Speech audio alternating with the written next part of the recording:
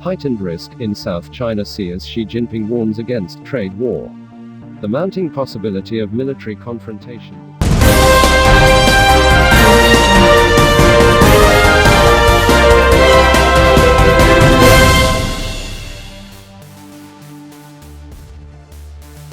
Heightened risk in South China Sea as Xi Jinping warns against trade war. The mounting possibility of military confrontation between the US and China would be disastrous for the region, experts have warned amid inflammatory statements from both nations. Donald Trump has followed up his incendiary campaign claim that China was financially raping the US by threatening to impose a 45% tariff on imports, after vowing to buy American in his inaugural speech. The new president has also shaken Beijing by questioning the One China policy, which does not formally recognize Taiwan, and speaking to the island nation's president over the phone in a break with decades of diplomatic policy. Tensions ramped up further when Mr. Trump accused the Chinese military of stealing an underwater research vessel in the South China Sea in an unprecedented act. Beijing said it removed the device from international waters to ensure the safe navigation of passing ships, and later returned the vessel amid continuing controversy over the contested region, where the US conducts freedom of navigation operations. Secretary of State Rex Tillerson has advocated an American naval blockade of artificial Chinese islands in the South China Sea, while there are unconfirmed reports of Beijing moving intercontinental missiles into firing range of the US. Analysts do not consider a full-blown conflict between the US and China a realistic prospect, despite a senior Chinese military official claiming war was becoming a practical reality. Kerry Brown, an associate fellow in the Asia program at Chatham House, said there may be skirmishes between American and Chinese military assets at sea. He told The Independent Mr. Trump's provocative and chaotic approach was increasing tensions, adding, "It's a no-win situation. Only through the act of the most amazing stupidity and provocation would conflict happen." But Mr. Trump and his team have shown they are willing to do very high-risk things. It is significantly more probable that there would be a misunderstanding than it has been for many, many years. It is still improbable but significantly more likely. Bill Newlands, a research analyst for Asia Studies at the Royal United Services Institute RUSI, said any military confrontation between the two global superpowers would be disastrous for the region. There is a heightened risk of miscalculation, but I do not think that anybody is out to have a clear military conflict. There's a lot of symbolism in visits and in words that are being spoken, but it's treading that fine line. Ms. Newlands said China is there to stay, in the South China Sea, where it is building up a military presence on several artificial islands despite condemnation by the UN and countries contesting the waters. At the moment China has taken a wait-and-see approach to Mr. Trump to see who the rest of his team will be, she added. They're taking a back seat at the moment, but they're drawing red lines for any upcoming negotiations. Quote, "The new administration is expected to exert pressure on China to open up its domestic markets, which are currently restricted for foreign companies. Extreme tariffs like those proposed by Mr. Trump could damage the US economy by making China look elsewhere for major American imports such as planes and agricultural products," Ms. Newlands said, while some US companies currently take up to 90% of their revenue from China. Britain has been improving economic ties with China in recent years, with the relationship becoming increasingly important after the vote for Brexit, meaning Theresa May's government will have to tread a careful line between its two allies. Xi Jinping, the Chinese president, positioned himself as a defender of free trade at Davos, telling the World Economic Forum that pursuing protectionism is like locking oneself in a dark room. No one will emerge as a winner in a trade war, he warned, in the first ever appearance by a Chinese leader at the summit. Mr. Trump used his opening days in office to formally withdraw the US from the Trans-Pacific Partnership trade deal, distancing America from its Asian allies. Some said they would now look to include China in a revised pact or pursue Beijing's alternative free trade agreements as the country continues to threaten the US position as the world's largest economy, as well as its military dominance. Analysts have warned that the new president's protectionist stance risks decreasing his country's global influence, rather than fulfilling his campaign pledge to make America great again. If anyone were to say China is playing a leadership role in the world, I would say it's not China rushing to the front, but rather the front runners have stepped back, leaving the place to China, said Zhang Jun, Director General of the Chinese Foreign Ministry's International Economics Department. Professor Brown described Mr. Trump's policy as 25 years out of date, adding, "When it's the world's second largest economy with this enormous military, it's too late. It's prehistoric policy for a modern era. I think it's not going to work, but it is going to cause a lot of damage, and that's the problem.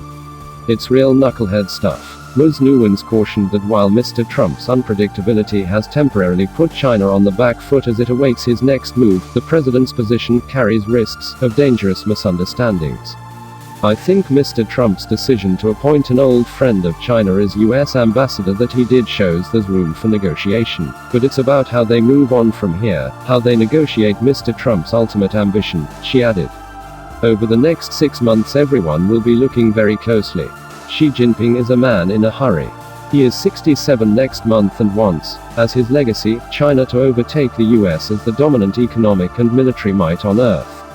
To achieve that, Xi has accumulated enough power to make a Roman emperor blush.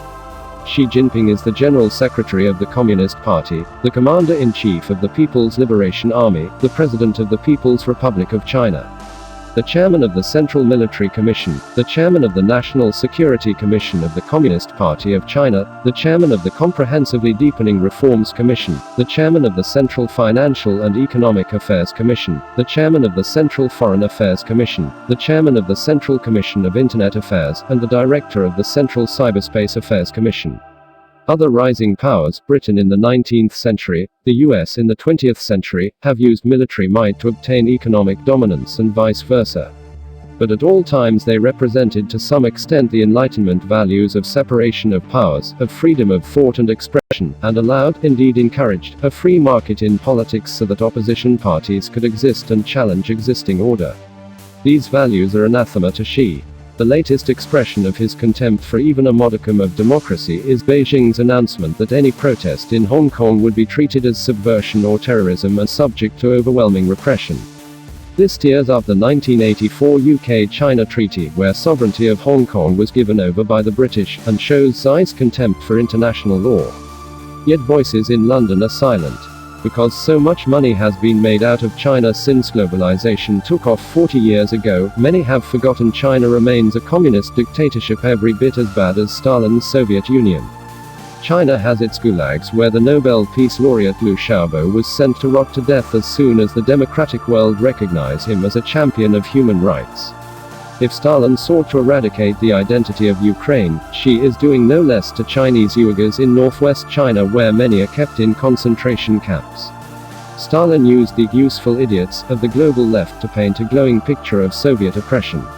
Xi has hid useful idiots in the ranks of retired politicians and investment fund managers or business executives who are paid as board members, consultants, or just enjoy huge salaries and bonuses from trading with a China that denies all trade union rights. I first went to China in 1982 to try and find out if there were any hopes of independent trade unions being created. It was a fruitless mission. All I saw in Guangdong province, now the powerhouse economic region up the Pearl River from Hong Kong, were millions on bicycles, lots of lorries and a few big black cars with drawn curtains in which the communist elites traveled. Later as a minister for the Foreign and Commonwealth Office, I was responsible for relations with China and visited as often as I could, marveling at the revolution in living standards.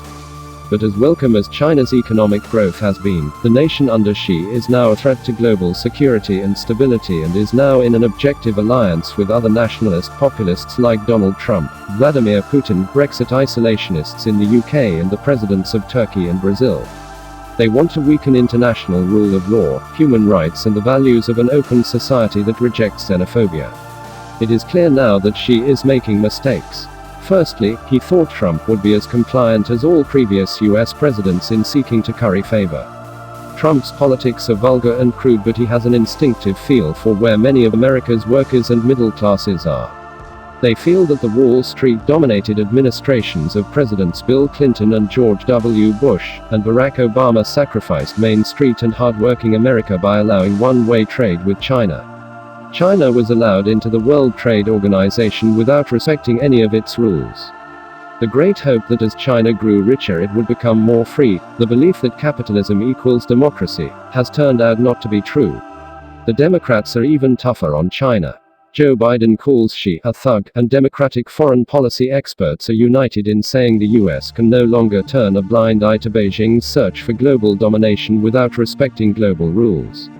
This is a problem for Boris Johnson and Dominic Raab, who head the pro-Beijing faction in the cabinet, and China boosters like Lord Jim O'Neill, chair of the Royal Institute of International Affairs. If Trump is re-elected or if Biden is president, Washington will become tougher with China while the British establishment remains in its kowtow posture to Xi and Beijing communists. Second, China is now behaving like an imperial colonizing power. Its crude military pressure on its neighbors, demanding they must accept China as master of the seas, has gone too far. Even little New Zealand is supporting Taiwan's bid to work in the World Health Organization. Thirdly, Xi's disastrous handling of the coronavirus pandemic with his arrest of doctors who raised the alarm in December, his bullying of the World Health Organization to keep secret the outbreak in its early stages, and his allowing hundreds of thousands of Chinese to fly in January to Europe to spread the disease is increasingly seen around the world as a crime against humanity. China spends millions on disinformation campaigns. The democratic world, which challenged Stalin's lying propaganda after 1945 with effective countermeasures, has been asleep. We need a global campaign to hold China to account. This is not about siding with Trump or about economic boycotts or stopping trade or travel or losing any respect for the talents and hard work of Chinese people of all ages, including the hundreds of thousands studying in our universities. It is time to wake up, alert populations, and spend serious money on targeted campaigns to inform the world, including the 1.4 billion Chinese, that democracy, freedom of information and open economies are not going to disappear unless we stop fighting for them.